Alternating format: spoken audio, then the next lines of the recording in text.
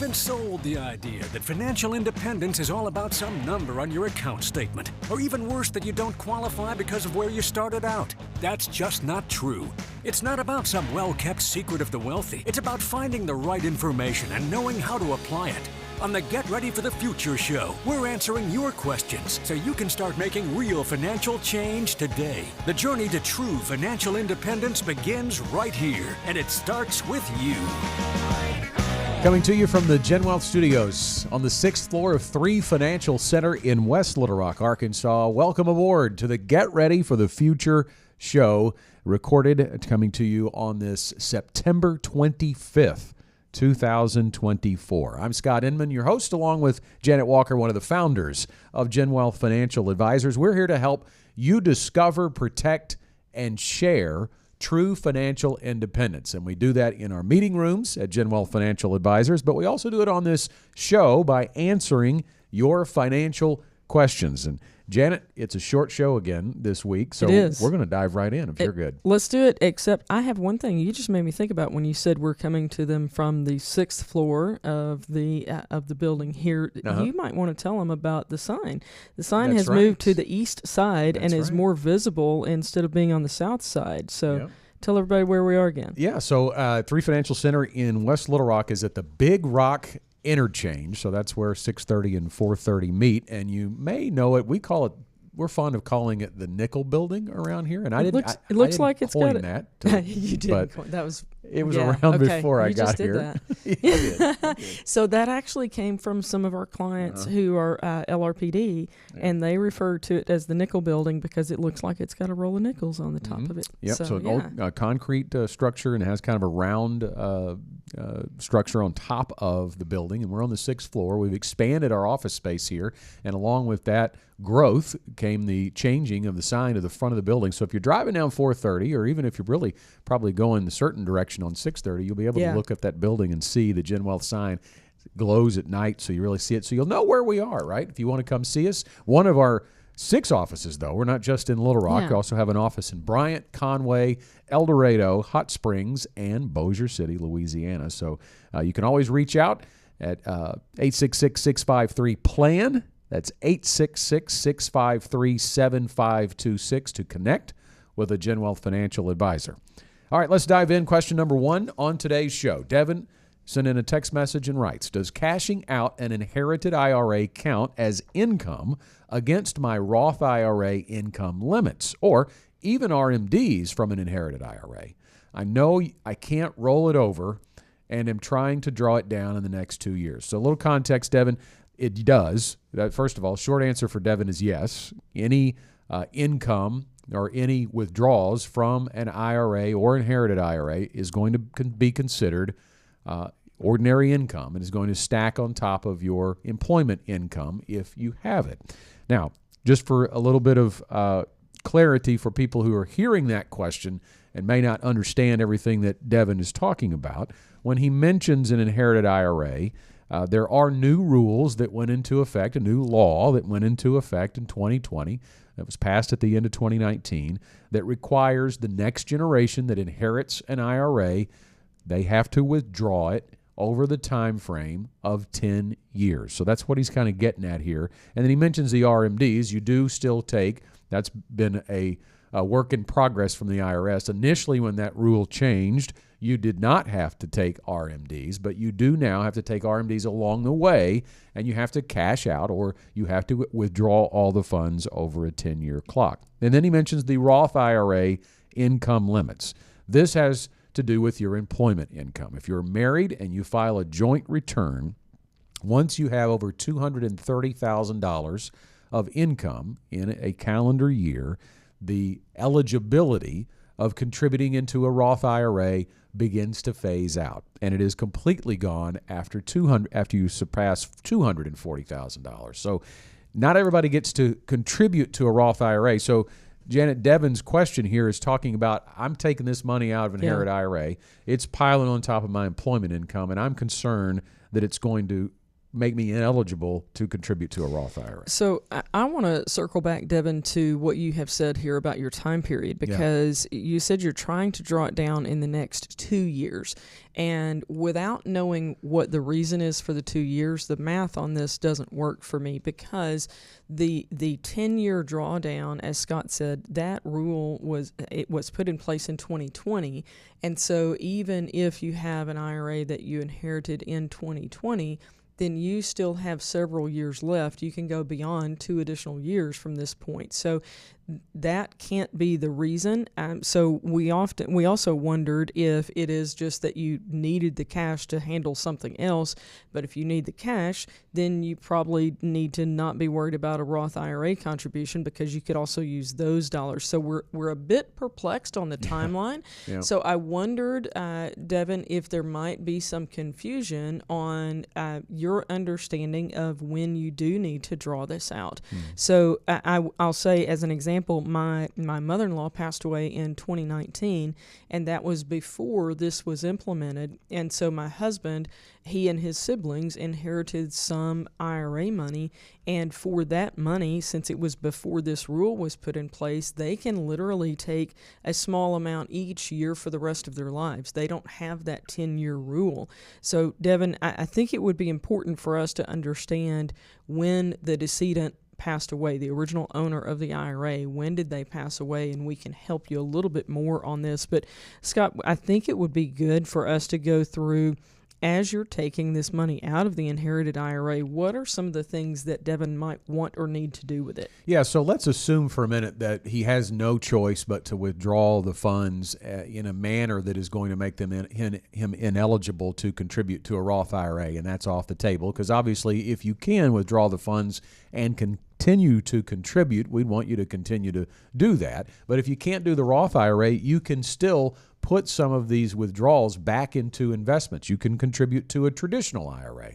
So on that side, there is no income limit. There's no restriction. You can always, as long as you have earned income, you can always contribute to a traditional IRA. So you can get some of the money back into a retirement account for you after you've paid the taxes on it. But you can also, to keep it a little more accessible, if you have some intermediate term goals rather than retirement, and you want some of that money sooner than age 59 and a half, which would be the case if you put it into a traditional IRA, you can put it into a non-retirement account and still invest the money. I think that's one of the things that people get a little deer caught in the headlights over when they start thinking about, I have to take this money out. You don't have to leave it in your bank account. You don't have to spend it. You just have to pay the taxes. Right. Just expose it to taxes and then move forward somehow in your financial life, whatever step that next step might be for you. Yeah, huge opportunity to use these funds as a catalyst towards your financial independence. You can use it to erase debt or eliminate or at least pay down some debt,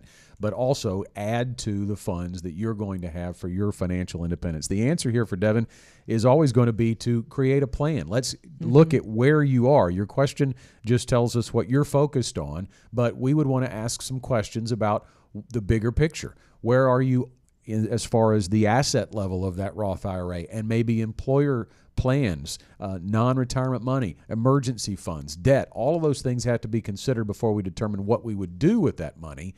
And then also, I think clarifying, as Janet has already mentioned, a big piece to this is, are you wanting to draw it down in the next 2 years because you think you have to or because you want to? And we'd have to really analyze that. So thanks for the question, Devin. Good question, too, because that is a piece to the puzzle that needs considering, but it's not the only piece. Before we go on to our next question, I did want to mention we do have just a couple of weeks left until our Enrich Women's event. October 12th is the date. Chenal event venue is the place. We are welcoming in keynote speaker Jensen Hallett, the founder and executive director of Southern Capital Project. That's a nonprofit committed to creating equitable wealth-building opportunities for women in the South. And we want you to be there with us for that event, and it's free to attend. All you have to do is visit getreadyforthefuture.com/academy to register for that. We're going to feed you. We needed to know how many people are coming because the space is limited. We think there's going to be a big crowd there. And Janet, I know you're looking forward to that event. Yeah, so in addition to Jensen Hallett, our keynote speaker that you mentioned, Scott, we're also going to have all of the female advisors on the Gen Wealth team, and we're spread out across different offices, but each one of us will be there and have some information that we're going to present as well. We have talked for many years about being education-driven, strategy-based, and team-delivered, and this is very focused on the educational element that I believe that it is so critical for people to understand their money. That is enriching. We're talking about this Enrich Women's event. That is part of the main reason, frankly, why we're doing this event is to provide that level of education for you about your finances. GetReadyForTheFuture.com/academy. You can register for the women's event, and you can also see a complete list of all the events that we have upcoming in the next couple of months. On to our next question now from Henry in Greenbrier. I know in theory the election shouldn't have a major overall impact on my money, but I'm still concerned. I'm 49 and heavily invested in equities. I'm wondering if I should start to diversify before things get too dicey. Two-part question there from Henry. We'll get to the investment part in a moment, but first, let's get to why you're concerned. I know people are. Right. We hear it in the client meeting room. That is probably one of the biggest questions that we get. How is the election going to impact the economy and the stock market? But why are you concerned? Do you have some ideology driving these concerns? Are you worried that your candidate is not going to win? Because I think that's probably part of it. If the one I don't want in there gets in there, the world's going to hell in a handbasket, right? That's kind of the common belief. But is it true? I got a graphic here I want to show you. And we used this in the fastest 4 minutes in finance just a couple of weeks ago. So if you get that, you may recognize this chart. And if you don't, I'll tell you how in just a minute to get the fastest 4 minutes in finance delivered to your email inbox. But this is a graphic, if you're watching on our video version of the show, that is, as you see the title, Consumer Confidence Based on Political Affiliation. And what this is, the red line, appropriately enough, is represents Republicans or people who identify as Republicans or at least lean Republican. And the blue line is people who recognize as a Democrat or that leans Democrat. Now, that line on that graph is the percentage of those people who believe the economy was good during the last four presidents, right? So you see they're going back to 2000, that when President Bush was in office, a Republican, the Republicans were pretty confident the economy was going well, and the Democrats said, no, it's lousy. And then we get a change in office, and we get a Democrat. President Obama comes in. Look at the line. Big surprise, right? Now, the Democrats think that the economy's great. The Republicans don't think it's great. Donald Trump gets in office, and man, Republicans are feeling really good about the economy, and the Democrats are not. And you see the dip that both of them take there was COVID. And then into the President Biden's term, it flip-flops again. So, no real surprise here, right? That if you are Republican, you think that when your person is in office, the economy's rolling and vice versa. But the reality here is, Janet, and the big takeaway here that's not on that chart, we had GDP growth in all four of those presidential terms, and we had stock market growth in three of the four. The only one that didn't was during the Bush administration. And granted, we had a lot more going on there with 9/11 and the financial crisis. So I've been sitting in the chair as a financial advisor for over 2 decades, and so we've seen, a few presidents come and go during that time. Yep. And I will say I do understand that if you are in contact with what's going on in this election at all on any level, then you're going, oh my gosh, everybody's lost their minds and this is kind of crazy. I get it. And to a degree, you're accurate. We haven't seen anything quite like this before. But what we have seen every single time is the markets leading up to the election, they're pretty crazy because the market, here's the deal, the market wants an answer. It wants to know who it's going to dance with for the next 4 years. So I say this as I know it sounds crazy as a point of encouragement, but it really is, that it has been crazy before every election. It's not relative to the two people who are at the helm of the Democrat or Republican Party respectively. It's not relative to them. It is relative to the unknown about who will be sitting in the president's seat for the next 4 years. But once the market gets an answer, what we inevitably see is an upturn. And Scott, frankly, it hasn't been a bad place, anyway, leading up to this election. Right, that's for sure. And I think that it is important to mention that true policy change does matter, right? Yeah. If the person who wins the presidency takes a route that is detrimental to corporations, it may matter at least a little bit. But overall, anyone who has bet long-term against the U.S. stock market and the U.S. economy has lost. And that goes to the investment part of Henry's question, because we believe equities are long-term investments. So when he asks us, I'm heavily invested in equities and I'm 49 years old, the question I would ask back to Henry is, when do you plan to use those investments? When do you plan to take income from those investments? And the likely answer is going to be when I retire, right? Because I'm going to consider myself taking only employment income until such time as I don't have employment, right? So then when your retirement income starts, and let's say it's 65 for Henry, then think about how long-term that window still is. You're still 16 years away from needing to sell any of your equity investments. So we would consider you to be strongly in the accumulation phase or growth phase of your investments, right? So what happens, Janet, in the next couple of weeks before the election doesn't really matter when we're talking about 16 years. You're right. And we have a graphic to show us on this as well, because what we're talking about here is over the span from age 49 until the time that you retire, how many days do you want to be out of the market? And what happens if you go, you know what, just for a little while, I'm going to slide over and put my money in cash, and then I'll get back in after it's okay. This shows the impact of missing the best days in the market. And the challenge is you don't know when those are going to be. And so we want to focus way more on time in the market, not timing the market. So if you're 49, I would stay put I'm not saying in your specific allocation, but stay put in the market. So if we look at this average annualized return, this is on the S&P, so 30-year average annualized return, we get to an 8%, okay? But if you missed the best 10 days, you've got basically 5.25%. Okay, that's wild. Yeah, from 8% to 5.25% as an average annual, and that difference of 2.75% adds up over 30 years. I'm telling you, it's a game changer. And then if you missed the best 20 days, y'all, this is in 30 years of time. If you miss the best 20 days, that 8% drops down to 3.4%. If you missed the best 30 days, then it drops down to 1.8. You missed the best 40, it's 0.4. And Scott, we go in the negative on the average 30-year annualized return in the S&P if you missed the 50 best days in a 30-year time span. It's less than 2 months. Yep. Of exposure to the market. It's crazy. Yeah.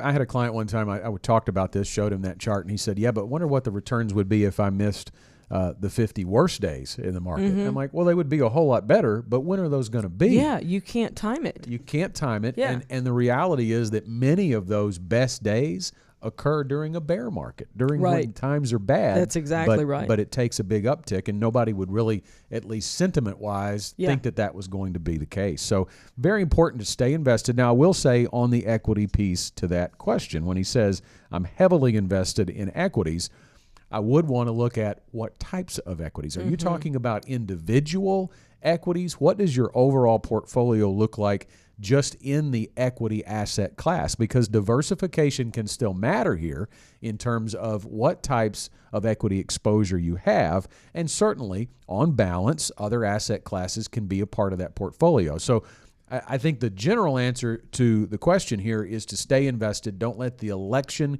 cause you to do the wrong thing at the wrong time for the wrong reason. But an overall assessment of your portfolio, where are you on track for your retirement goals, is certainly something that I would recommend as well.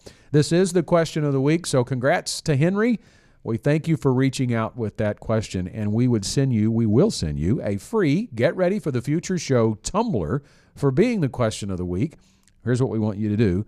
We want you to email us, Henry, to claim it. Just send it to show@getreadyforthefuture.com. And if you'd like to be like Henry and win a free tumbler, or that you just have a question that's burning on your mind, you heard something that we just talked about, say, yeah, but what about this? Send it in to us. If you have a question, you can do it in one of a couple of ways.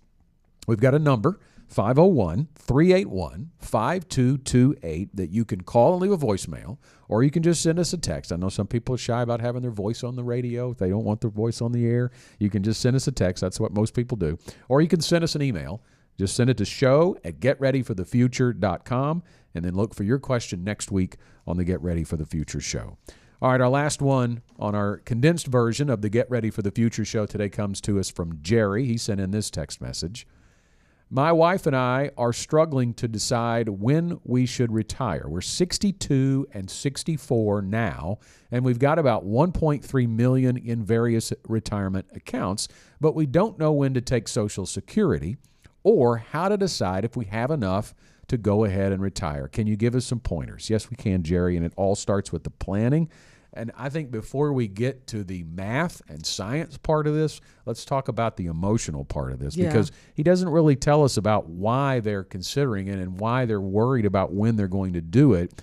I think the first thing you have to answer, Jerry, is, are you mentally ready to retire? We talk to our clients all the time, Janet, about retiring to something, not from something. Yeah, I think it's very important. You know, Scott, you're well aware this past summer I took a 3-month sabbatical. Wasn't anything wrong. I just took some time to spend some time with our daughter before she went off to college. And that period of time for me was just right. When I came back to work, one of our teammates here said, "Man, I bet you weren't like ready to come back after being gone that long." I was like, no, actually it was perfect. I want to be back, but I was also very fulfilled in the time that I was gone. And so it was a really good balance for me. I'm not at the point yet where I want to be retired, because what would I do? How would I spend my time in a fulfilling way? And I think that's very important, like you said, Scott, and we've said for years, to have something to retire to. And so think through that. Think about that and see if you do have something, if you've got a plan on how you want to spend your time, then that might be a good time. Also, we haven't talked about, there may be some health issues for one or both of you, Jerry, and we don't really know what that situation is. And sometimes, frankly, many times, people don't get to pick when they retire. And health is one of the main reasons that happens. So if that's the situation, then I think your answer about retiring is more clear. It's just then a question of how. What are the details in terms of the finances? So we'll spend some time talking about that now. Let me go ahead and talk about one thing as far as Medicare. Your health insurance, if you're talking about retiring at your respective ages of 62 and 64, you're probably going to be in a situation where you're self-paying your health insurance. That's where most people are if they're retiring before age 65, and that can be pretty expensive. So as you're thinking about the need for income in retirement, be sure that you factor that in to bridge the gap until you hit 65 and can get on Medicare. And you're still going to have some costs there, but it is a tremendous difference than self-paying for your own health insurance between now and then. And that brings us to our largest point here. Retirement is an income problem, not an asset problem. The assets have to be converted to income. So when we look at Jerry's text message and he says he has $1.3 million in various retirement accounts, the answer to Jerry's question about when can they retire really is solved through the process of determining income. What are your income needs and your income desires? We call it required income. That's the money that you need just for basic lifestyle, to pay the bills, maybe go out to eat a little bit, just live a basic lifestyle. That needs to be met with guaranteed income from sources such as Social Security. And then the desired income is the discretionary part, the fun part of retirement. What does that look like for you on a monthly basis? What are your monthly income requirements and desires? And then Social Security is going to bite off a piece of that, right? You're going to get a portion of that with Social Security. So knowing when to take Social Security is certainly a big component of this, and it's part of the Gen Wealth Ready to Retire process to create a Social Security claiming strategy. Because with 2 checks, assuming both of you worked, he doesn't tell us that for sure, but they'd say both, when we should retire. So yes. Yeah. So there's 62 and 64. You're both eligible to begin taking your benefit. But how and when makes a huge difference, because we don't know whose check is larger. You can defer one check, delay it, let it grow while you claim one. There's all kinds of ways you can attack that, and that would be part of the overall income planning process as well. And then we take a look at that $1.3 million overall, Janet, and start to figure out how to create an investment strategy to provide that desired income. And Jerry says here that it's in various retirement accounts. I'm assuming that means there is probably a combination of some Roth dollars and some traditional dollars.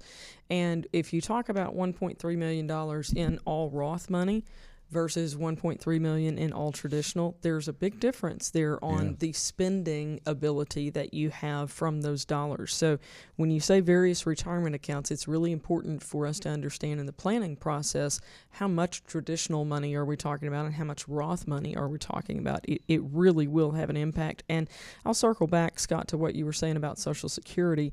One of the reasons that it is so important to plan on the Social Security claiming strategy is to think about when one of you is no longer here. And Jerry, I know that's something that nobody wants to think about, but the time will likely come when you don't both pass away at the same time or very close together. There's probably a period of time when one of you is here and the other one is gone. And so if that is the case, we want to, in most cases, it's very important for us to plan to have that higher level of Social Security there for a survivor benefit, which is why it's so important to get a claiming strategy on your Social Security. I missed the bell big time on that, but there you go. The short show was really short. It was. That is indicative of the end of our time on this week's show, and it's time for our final thoughts. Janet? So I'm just going to circle back to Social Security, whether this is for Jerry or really for anybody who is preparing to retire. It is so critical that you not look at those two different statements as his decision and her decision.